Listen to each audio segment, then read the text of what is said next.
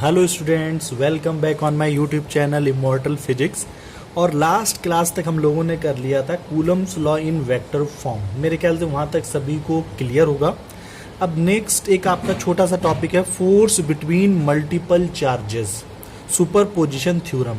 अभी तक जितना हम लोगों ने पढ़ा है उसमें हमारे पास सिर्फ 2 पॉइंट चार्जेस होते थे। ठीक है, 2 पॉइंट चार्जेस होते थे। ये वाला पॉइंट चार्ज इस वाले के ऊपर फोर्स अप्लाई करता था, ये वाला जो पॉइंट चार्ज होता था वो इस वाले के ऊपर फोर्स अप्लाई करता था।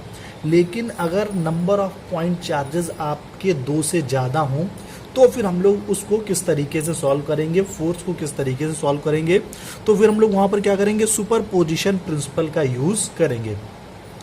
तो अगर हम लोग एक डायग्राम बनाएं कि अगर हमारे पास नंबर ऑफ चार्जेस हैं, एक चार्ज है हमारे पास कुछ इस तरीके से यहाँ पर Q1, एक चार्ज है हमारा इस पॉइंट पर Q2 और एक चार्ज है हमारा इस पॉइंट पर Q3 और एक रेफरेंस पॉइंट ले लेते हैं O।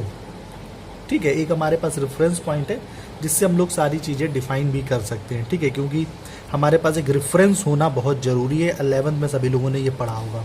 ठीक है, इसको हम लोग क्या कर देते हैं, सभी चार्जेस से मिला देते हैं। हालांकि इसमें कोई यूज़ नहीं होगा इसका O का, लेकिन एक हमारे पास रेफरेंस होना चाहिए किसकी रिस्पेक्ट में हम लोग बात कर रहे हैं।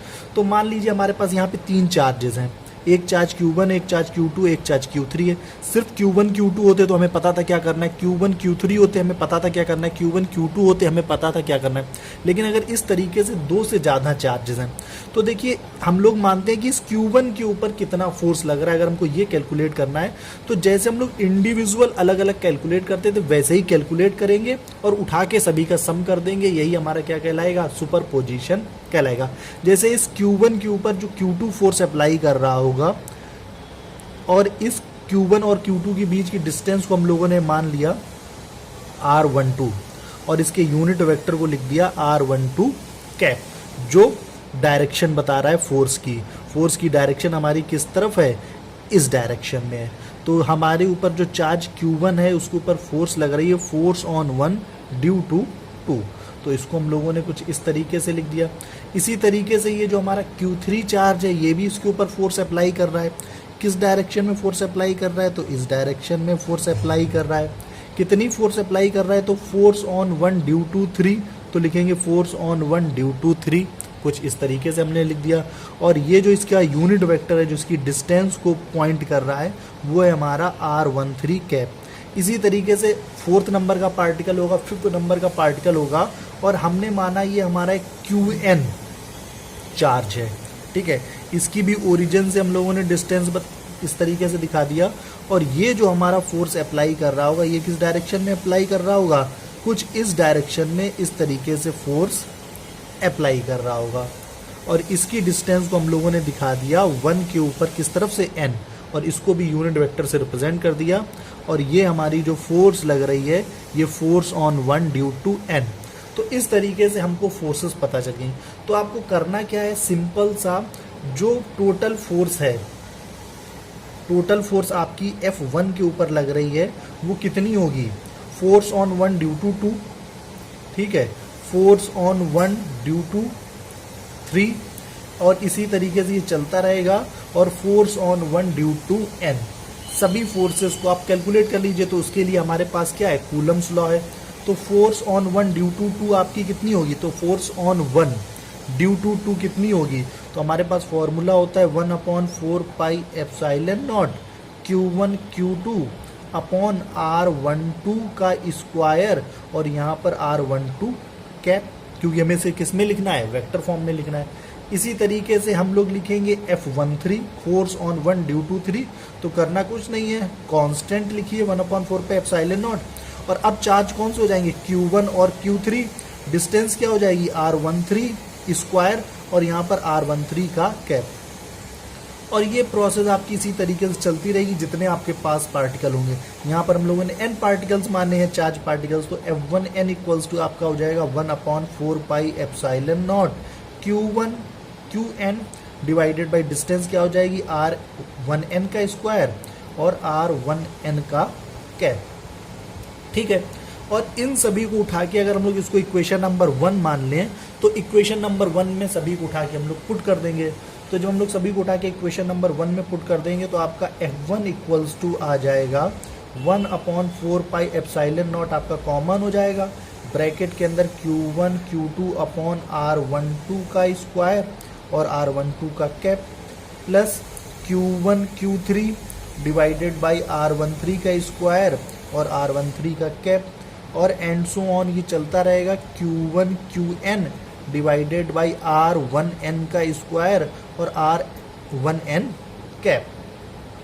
तो इस तरीके से इसको हम लोग लिख सकते हैं, ठीक है। अच्छा, सेम प्रोसीजर जो है वो हम लोग अडॉप्ट कर सकते हैं to for finding the force of any other charges due to all other remaining. जैसे आपको पता करना होगी Q2 के ऊपर कितनी फोर्स लग रही होगी, तो सभी को हम लोग क्या कर देंगे, सभी Q2 के ऊपर कितनी फोर्स लगा रहे होंगे, तो इस तरीके से किसी के लिए भी लिख सकते हैं हम लोग। F2 के लिए लिखना चाहें तो सिमिलरली,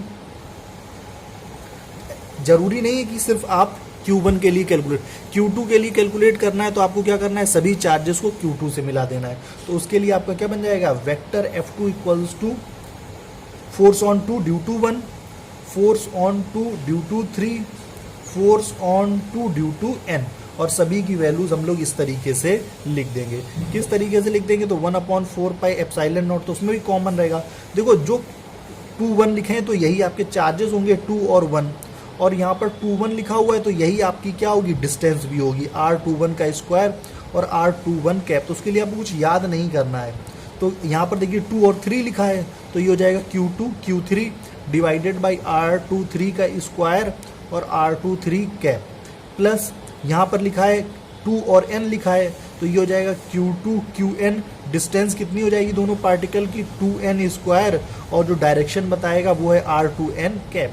इसी तरीके से अगर पार्टिकल 3 के ऊपर जो सारे पार्टिकल फोर्स लगाएंगे तो इस तरीके से फोर्स बिटवीन मल्टीपल चार्जेस, किसी एक चार्ज के ऊपर मल्टीपल चार्ज जो फोर्स लगा रहे हैं उसको बाई सुपर पोजिशन प्रिंसिपल हम लोग कुछ इस तरीके से क्या करते हैं, सॉल्व करते हैं।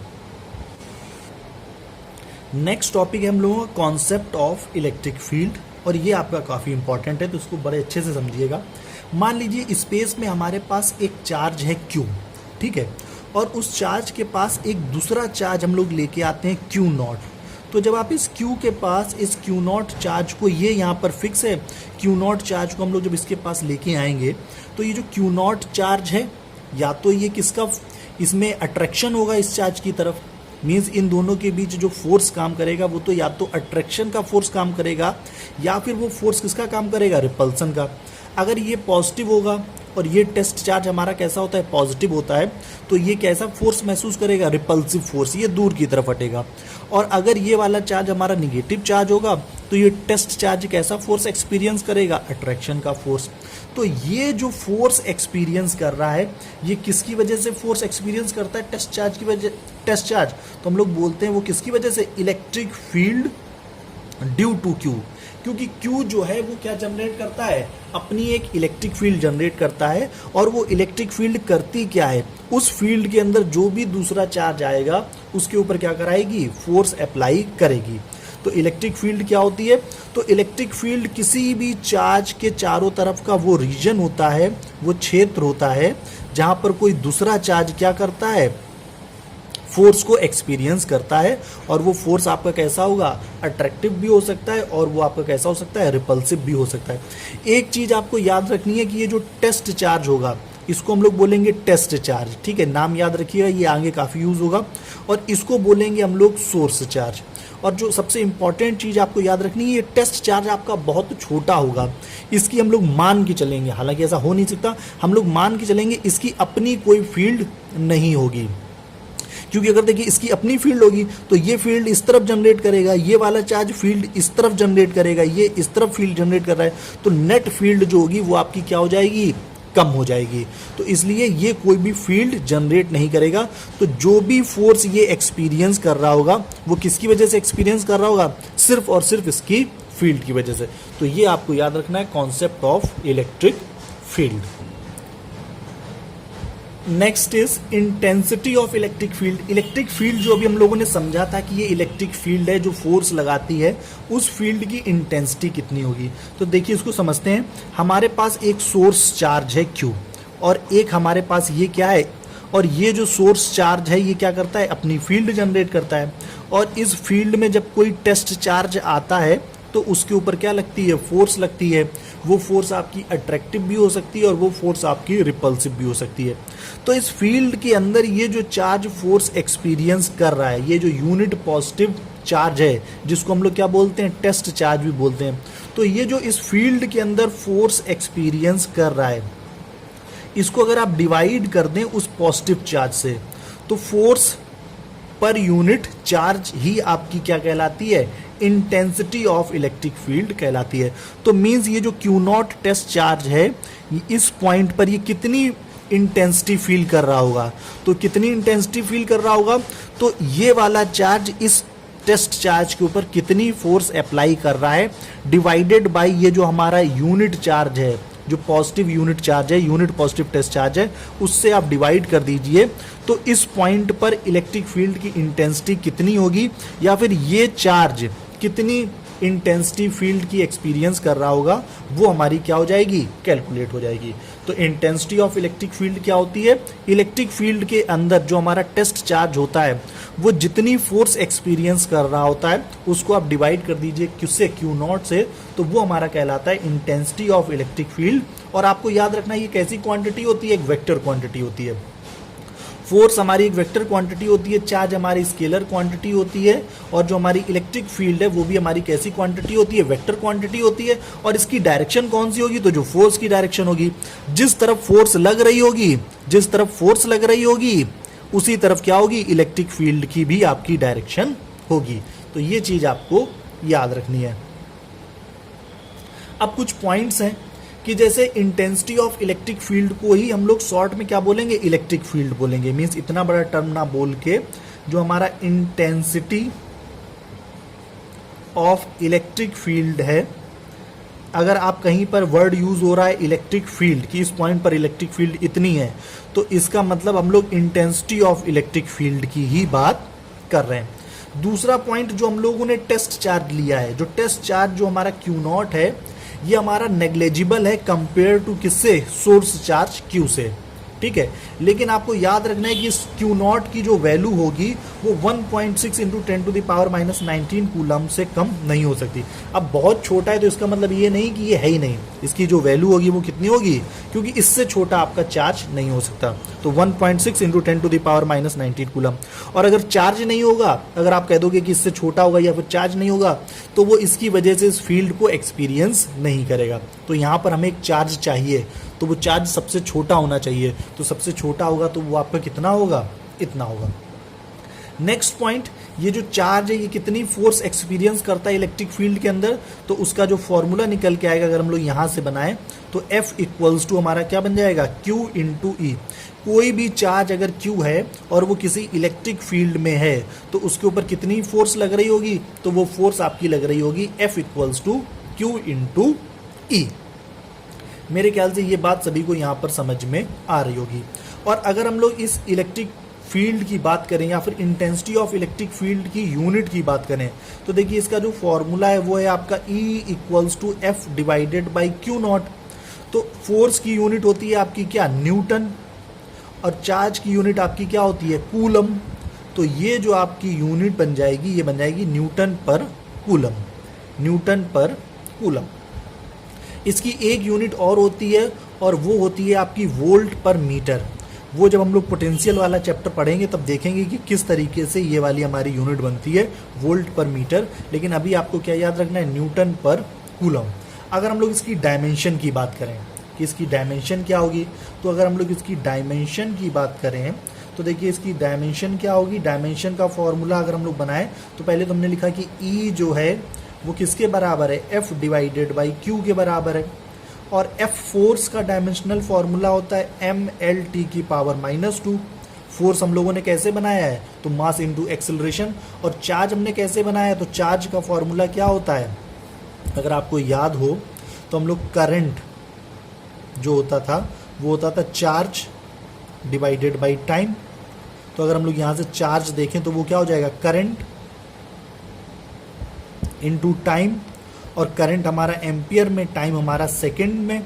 तो इसके लिए एम्पियर के लिए तो हम लोग यूज़ करते हैं कैपिटल A, और सेकंड या टाइम के लिए यूज़ करते हैं टी, तो नीचे आपका आ जाएगा ए टी, और इसको एक साथ जब लिख देंगे तो ये बन जाएगा m as it is, l as it is, t देखिए ऊपर जाएगा तो -3 हो गया और a ऊपर गया -1। तो ये हमारा डायमेंशनल फॉर्मूला आ गया किसका, इंटेंसिटी ऑफ इलेक्ट्रिक फील्ड का, mLT की पावर -3 a की power -1। Next topic is electric field intensity due to a point charge. जो न्यूमेरिकल सॉल्व होंगे उसमें ये फॉर्मूला आपका बहुत ज़्यादा यूज होगा। तो electric field intensity due to a point charge समझते हैं क्या है। हमारे पास एक पॉइंट चार्ज है और ये है हमारा पॉइंट चार्ज Q, और ये जो पॉइंट चार्ज है ये कहाँ पे रखा हुआ है, O पॉइंट पर रखा हुआ है।